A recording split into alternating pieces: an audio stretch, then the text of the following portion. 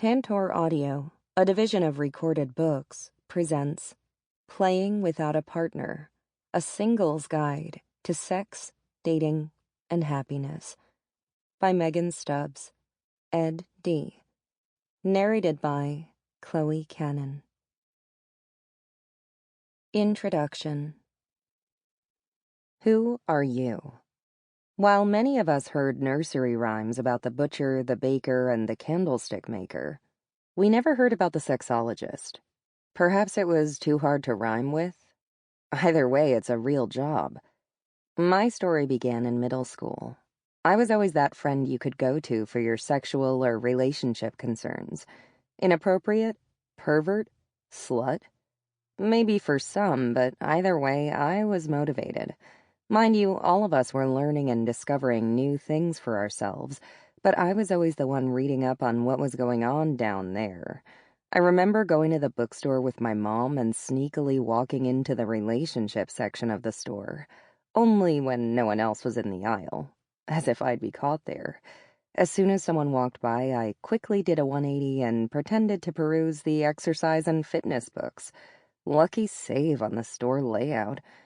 I credit my mom with my invaluable and early love of reading. I recall many memories of sitting on her lap, listening to her read to me, instilling a love for the knowledge that books imparted. Of course, those books mostly led me to believe that animals talked, and much of life would end happily ever after. Nonetheless, I became a bibliophile. I developed the ability to not only read quickly, but retain the information I had just read. Fast forward to high school. I always had a knack for science, mainly biology. Incidentally, the only AP exam I passed was AP Biology. For those who may not know, AP courses are set at an advanced pace and allow you to potentially earn college credit while still in high school, if you pass their comprehensive exam. When it came time to apply for college, I chose Grand Valley State University. It was close to home, had a great reputation for the sciences, and gave me college credit for my past AP exam. I was in. Lofty dreams had me set on the pre-med path, but unbeknownst to me, chemistry would be my downfall. Or, actually the catalyst, to make me search for something more. I sucked at chemistry. It was embarrassing. It was the reason that I knew I wasn't going to be able to pursue a medical degree. Cue depression and dashed dreams. Where was I to head? What was I going to do with a biology degree? Where could I use my knowledge of how life works, evolution, and behavior? It only took one trip to the grocery store to make me realize where my true talents lay. Sex. Next time you're in the grocery store, casually look at what all of the glossy magazines that are strategically placed in the stands are telling you. Almost every magazine has something pertaining to sex. Whether it's 5 secrets to help you blow your man's mind, or 10 new ways to feel better about your appearance, it is all about sex. I graduated with my bachelor's in biology and immediately started my studies to become a sexologist. I went to one of the few graduate schools in the country that grants advanced degrees in the study of human sexuality, and I've never looked back. So before we delve any deeper into the tale of my career path, let me define for you what exactly the terms sexology and sexologist mean. Sexology is the study of human sexuality. So, not surprisingly, a sexologist is someone who has received an extensive education and training in the field of human sexuality, and as it is an ever-changing and growing field, they are someone who is continually accessing the latest research in human sexuality to better their own understanding and to strive to provide the most accurate and up-to-date information. Sex school was nothing like I could have ever imagined. I never counted on the breadth of the education I would receive there. I was exposed to things I had never heard of, let alone seen. But it was all part of the education. Exposing myself to these different aspects of sexuality made me realize that there truly is no normal anything. Sexuality is subjective. Our culture, family upbringing, and religious convictions all go into shaping who we are and how we think, as well as how we feel about sex. This education through exposure helped me find out what my buttons, sexual hang-ups, were, and how to come to terms with them. No one is going to like everything, and I'm not saying I do either, but I have learned to be impartial and open to everyone else's unique perspective on sex and sexuality, because who am I to judge? One of the most common questions I was asked when I first started attending school was, so do you, have sex homework? And the short answer was, yeah, it's sex school. Like any other university, we had books, videos, guest speakers, and field trips, but that wasn't why people were asking me. They wanted to know if we had actual sex in class. Well, in order to be well-versed in anything, you have to practice it. Would a chef be able to cook without having learned how to cut vegetables and operate in the kitchen? Same notion applies here. I experienced my own sexual journey, which is by no means over yet, but which opened me up to many of the possibilities of what sex can be. And I'm not just speaking about PV, penis and vagina, sex. A common phrase I say to people is, put on your own oxygen mask before assisting others. I come by it honestly, having a mom who was a flight attendant. If I'm not comfortable and secure in my own sexuality, how on earth am I supposed to help someone else with theirs? So, did we bang in class? Much of our homework was research in the form of me-search, and self-driven at home, outside of class. Very few exercises were partnered ones, sorry to disappoint. No class orgies were had. Fast forward to present time, and I have spent the last decade educating and normalizing the conversation around sex. Life can take you to many places you never thought you'd visit. For me, 2017 was a particularly interesting year. I had just broken up with my latest partner, and I decided to enact what I called Man Ban 2017. This was when I would reset and revitalize my life without the influence of men. I became the sexless sexologist. While this was a decision I essentially made overnight, it wasn't as if my life hadn't been building to that point. I had become accustomed to how my dating cycles would repeat themselves, and they weren't bringing me any closer to my goals. Tough lessons in my 20s showed me that I had to be more protective of what I put out into the dating environment. Many men who found out what I did had some kind of negative reaction, whether it was objectification, exploitation, or using me as a conquest. It was never anything good. This went far beyond the nervousness of the bringing you home to meet the family conversation. I knew that if I couldn't find a partner who was not only cool with what I did, but truly supportive, I wasn't going to have lasting happiness. So, the ban came into place. It wasn't as if I was missing out by not having partnered sex. I did miss out on those connections that are only found when you are with another person, of course, but they weren't strong enough to sway me from my course. I was already my own best lover, so it wasn't hard to find sexual satisfaction with myself. And I had plenty of past experiences to draw from. I'd had my fair share of Mr. Right nows. That year, I saw great leaps of progress in my personal and professional life. I was free from the time and effort it takes to cultivate a relationship with another. All of the time I had now was spent on bettering myself.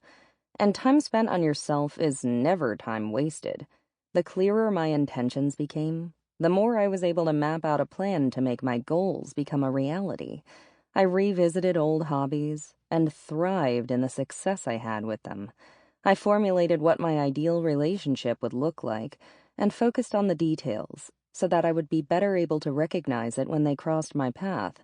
I connected with friends and lived my best life. I'm a little older now, but the work put in during that time is still with me today. You've hit the trifecta.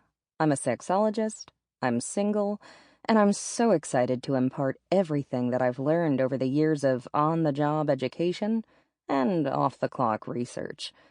After the many false starts and stories that friends proclaimed would be a good chapter in a book, I'm excited for you to learn how to lean on yourself when you are reserving a table for one. Who is this book for? Inclusivity. This book is written from my perspective, which is that of a heterosexual cisgender woman, but most of this information can be applied to anyone of any gender or sexual orientation. This is also true of someone just beginning their sexual journey or a frequent flyer. I've tried to incorporate accessible, actionable components that can be applied to your life as soon as you read them. It's not all-encompassing. That would be a much larger book. But I've tried to assemble some of the key aspects, in my opinion, of what is important for a single person to keep front of mind in order to live their best life. And with that being said, feel free to jump around. While this book can be read front to back, you are more than welcome to visit an area of interest outside of the chronological order. I hope you'd use this as your guide to empowerment and sexual satisfaction, and as a blueprint for building a life that you're happy to lead, single or otherwise. As you can imagine, when you have a sexologist writing a book, you're bound to have some terms that may not be familiar to you. There may also be some terms that you've heard in passing, so I just wanted to lay a few of them out there. Partner. This word can be used in a variety of ways. This could refer to someone that was a one-time sex partner. This could refer to someone you have a new relationship with. Or it could mean someone that you're thinking about having a romantic encounter with. This isn't always indicative of someone that you have a long-term relationship with. Play. Did you smile when you read the title? Sometimes when you want to have covert conversations about sexual activity, you can substitute the word play. For instance, at brunch you can talk about your date the previous night and rate whether or not the play was satisfactory. Perfectly proper sounding conversation. As a last note on language, I have sometimes used terms like men and women when referring to types of bodies or sex, but I would be remiss if I didn't include trans men and women, non-binary folks, and intersex folks. Where applicable, I've tried to use terminology reflective of specific parts, rather than blanket gender statements. Speaking from a heteronormative place does a disservice to the wide range of people in existence, and I want to make sure as many people as possible are seen and given advice within this book. Single audience. This book was written with the assumption that you are not already in a committed relationship. I think so often when it comes to books on sex, relationships, and how to improve them, there is the underlying assumption that you're already with a longer-term partner. The strategies recommended often rely on you having the pre-existing safety of good, open communication in that relationship, or a certain level of intimacy and trust with your partner. But single people, whose partners may either be brand new or non-existent, don't necessarily have that luxury. It's just you and me here. Since I'm assuming that you're single, you're going to be your own partner. I hope that through exploring this book, you will gain greater insight on what it means to be single. I want to empower you to take charge of your life, both as a single person and a future partnered one, so that you're equipped to handle anything that life throws at you. The growth you do here will benefit you in the years to come. I've said it before, but it's worth repeating. I wholly believe that time spent on yourself is never time wasted. The confident single person is already living and building the life they want. They aren't seeking to fill holes. No pun intended. You don't need someone else to complete you. You are already a whole person. If this isn't you yet, we will hopefully get you there soon. Always keep this in mind. Adding a healthy relationship to an already fulfilled life should be the metaphorical cherry on top. Of course, there will be days when hearing your friend say the word husband/partner will cause your eye to twitch and tears to fall. But remember all of the possibility and opportunity you are poised for. Whether singlehood is a temporary or permanent status, create the life you want. Surround yourself with things and people that bring you love and joy, and be grateful for what you have at this time and in this place. Journaling. As you go through this book, consider keeping a journal as a companion, there to help you document your journey as you discover new things about yourself, or feel compelled to jot your ideas down. I'm a huge fan of bullet journals. They help keep my life and my sanity on track. Despite being nearly glued to electronic devices, there is something about paper and pen that I love. I often have to tell myself that I don't need more pens, even if there's a sale on the very cute 24-pack of dual-ended pens that I'm looking at in a separate window. I don't have any brush tips yet. Bitch, you don't need them. Maybe you're not like me, and digital is life for you. That's okay too. Don't get caught up in the medium. Maybe you're a cocktail napkin, back of receipt, post-it note kind of person. That's perfectly okay. The important thing is that you start the process of getting your thoughts down. Research suggests that people who have a journaling practice are happier in life and have less stress. Say it loud, say it proud. I'm single. That simple phrase can be said with all of the confidence in the world or with shame. Like someone who feels like they're wearing a gigantic scarlet S on their forehead. Whether you're newly single or have been living the life for a while, there can be strong emotions associated with this relationship status. As with anything, you will have good days and bad days, but singlehood should not be treated like a prison sentence. Take time to reflect on your situation and realize that you have so much, if not more, opportunity and freedom than your paired or married friends. Together we will reveal aspects of the life you may be overlooking and see what new practices you can incorporate into your life. Yes, you are alone in the sense that you are not romantically involved with anyone right now, but that doesn't mean it's time to wallow in self-pity and binge-eat Haagen-Dazs by the pint. Being single is as much of a choice as being in a relationship or being married. So the next time a family member says, "When are you going to get married?" tell them that you're busy living your life to the fullest.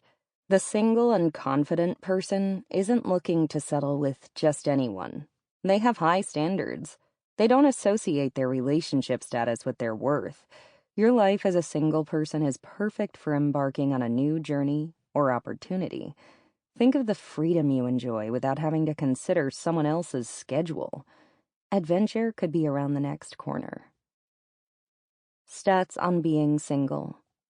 The 2017 U.S. Census Bureau's American Community Survey reported that more than 110 million U.S. residents, almost 45% of adults aged 18 or older, were divorced, widowed, or had never been married. That's almost half the marriage-aged population. But when you constantly find yourself as one of the only few single people amongst your friend group, it can seem like that number is wrong. If I can be frankly honest with you, if you had asked me in my early 20s what my life would look like in 10 years, I would have absolutely said that I would have been partnered, if not married, by now. Traversing these years single, while all of your peer group has seemingly left you behind, can be incredibly discouraging. When your activities with your friend group have shifted from all-nighters and parties to daylight activities and second birthday parties, it can feel like a jolt. Where did the time go? And what happened to me? If this is speaking to you, I have to let you in on something else too. While there is nothing wrong about feeling this way, I want to draw your attention to the tone of these thoughts. We are products of our mind. What we think becomes our reality. Extrapolating from that, if we view this time of singledom in a lamentable way, this will subconsciously permeate our day-to-day life. More basically put, if you're sad about being single, this will undermine your well-being. I'm speaking of prolonged sadness. This is, of course, separate from mourning the loss of someone or the end of a relationship. Grief is natural and part of life. What I'm talking about is the everyday wake-up mood of, ugh, here I am, still single. According to a study done on Match.com, 75% of Gen Z and 69% of millennials believe they will find the kind of love they want. So, This should be heartening. You aren't alone in the hopes to one day find a partnership that is right for you. In the meantime, we want to shift, jumpstart, refresh, and revive our life perspective so we can see the good that is already around us and the good that is just around the corner, waiting to be discovered. What society says about being single. The reaction society has to single people is often one of, "Oh, poor you." Society imagines the office spinster at the company holiday party. It makes singles the subject of discussions about hooking up said single people so they don't have to be alone anymore. Even at family gatherings, this can happen. Or maybe especially at family gatherings. For me, it's my grandma constantly asking me if I have a man in my life. "You know, a lot of men would be happy with a woman like you," Grandma counsels. "Yeah, I know, Grandma. I'm a catch. But what kind of man would make me happy? I haven't come across him yet, so here we are." This is commonly followed by the discussion of having children, which Grandma still doesn't believe is out of the cards for me. Only fur babies here, Grandma. But while society may have these perceptions about the single population, when we actually look at the numbers, many people report to be content. One study published in the Journals of Gerontology found that as people aged, their satisfaction with being single increased, and likewise they found that younger generations also tended to be more satisfied with a single relationship status. Unfortunately, even with many finding peace with their solo traverse in life, still the stigma around singlehood continues. Oh, the pressure to be partnered. For many people in the past, finding a relationship was the way to gain their independence. In a way, it was the norm to have women stay at home until they could finally go out on their own to explore the world, under the watchful eye of their partners. To be married was to have an exalted position in society. Fortunately, these days we can be regarded as adults without having to say, "I do." But expectations haven't fully shifted from those traditional values, which are so ingrained into our being. And marriage still affords certain privileges to couples, both legally and monetarily, that single folks don't receive. Not to mention some married couples' second incomes or access to a spouse's health insurance plan. Society is set up to benefit the partnered. Only married people have access to seeing their partner if they're in a hospital and unresponsive. Testifying against your spouse is protected. Even those window salespeople will only make a pitch if both you and your spouse are present. Will Mr. Stubbs be joining us? Absolutely not.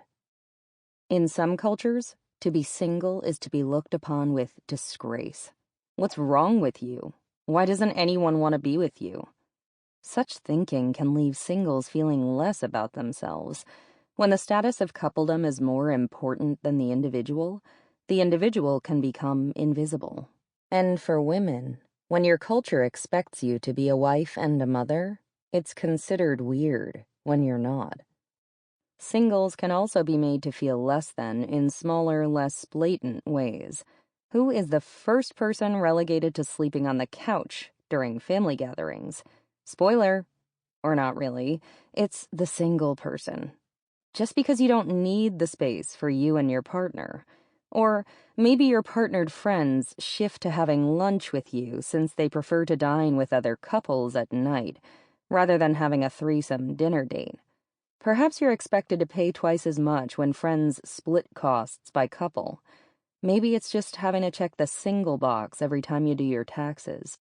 A study looking at cultural bias against singles in current directions of psychological science researched the perceptions 1,000 people had when it came to married and single people. Unsurprisingly, sentiments like happy, loyal, mature, and loving were said when it came to married individuals, but when it came to the perceptions of single people, the praise fell short. Sentiments like immature, self-centered, insecure, lonely, and unhappy were perceived by the respondents. But value shouldn't be reliant on who you're with. Rather, it should be reliant on who you are. The perception is that single people are sad, lonely creatures, longing for the day to finally have a partner so they can matter to the world. Is that the reality, though? Of course not. Many singles report having fulfilling lives, cultivating a life that brings them joy. You can want to be in a relationship as a single person and also have a happy life as a single person. Those two ideas are not mutually exclusive. If we use the assumption that single people are all of those negative traits we listed, we must live with a lot of grumpy people. According to the U.S. Census Bureau, there have never been more single people in this country than now. And on the reverse, we would have to believe that every marriage is a happily ever after, like in the movies. I'm sure we can think of people right now who are unhappily partnered or married. So how do we shift away from the scarlet S of singledom? We learn to live our best lives. In the following chapters, we will discuss how to reframe our perceptions and unlearn misconceptions so that we aren't judging ourselves and our lives through that same harsh societal lens, and we'll learn practical ways to support our new, empowered mentality. Chapter 1. Rethinking Single Life. Learning how to have fulfilling sexual encounters as a single person, whether engaging with brand new partners or relying on self-love to meet your needs, starts with learning to live a fulfilled single life in general. To achieve satisfying sexual encounters as single people, we first need to lay the foundations that will allow us to feel embodied and solid in our own single skin. The more empowered we feel in our daily lives, the more empowered we'll feel in sexual situations. So here in the early chapters of this book, we'll discuss ways to build those foundations by reducing stress, improving body image, and broadening our strategies for getting our needs met. How to not lead a fulfilling single life. Before we discuss how we singles can begin to reframe our experiences, overcome societal judgments, and learn to find joy in our current situations, let's take a look at some of the most common ways in which singles often undermine their own happiness and power. It's okay if you find yourself nodding your head in agreement with some of these behaviors. This isn't to call you out. It's to shine a light on the patterns you've been living with, and to teach you how to shift out of them and unlock the happiness you deserve. Compare yourself to others. There's a well-known saying, commonly attributed to Theodore Roosevelt, that comparison is the thief of joy, and that couldn't be truer. If you think you've fallen behind your peer group, lamenting that you don't have a life like Stephanie's, you're going to make yourself miserable. Everyone's journey looks different, and there is no set timeline for when life events have to happen. Worry about your timeline. When is it going to happen to me? I'm sure many of us had a preconceived idea of how our life would turn out. I really think it started with all of those MASH games we played on the playground. Truth be told, I'm glad I'm not living in a shack with Michael B., our 9 kids, and a truck. Should is a really loaded word. We can have an idea in our mind of how things should be, but ultimately our own timeline unfolds at its own pace. I feel like there is so much pressure to have everything figured out by the time you're 25, and that is so unrealistic. The fear of aging touches aspects beyond dating, prompting questions like, will I still be attractive? Will my eggs still be good? What about my sex drive? OMG, is that a gray hair? As you try to appreciate what you have here and now, you always have to keep this in the front of your mind. Someone else's journey is not yours. Their timeline has its own pace, with its own ups and downs. You can look at them for inspiration, but their timeline doesn't make your timeline less valid or important. There are no shoulds when it comes to relationships. Obsess over what could go wrong. Hey, stop that. Start to think about what you're able to control and what you're not. Constantly wondering if things are about to fall to shit can put a damper on your mental state. Always being on. Sample complete. Ready to continue?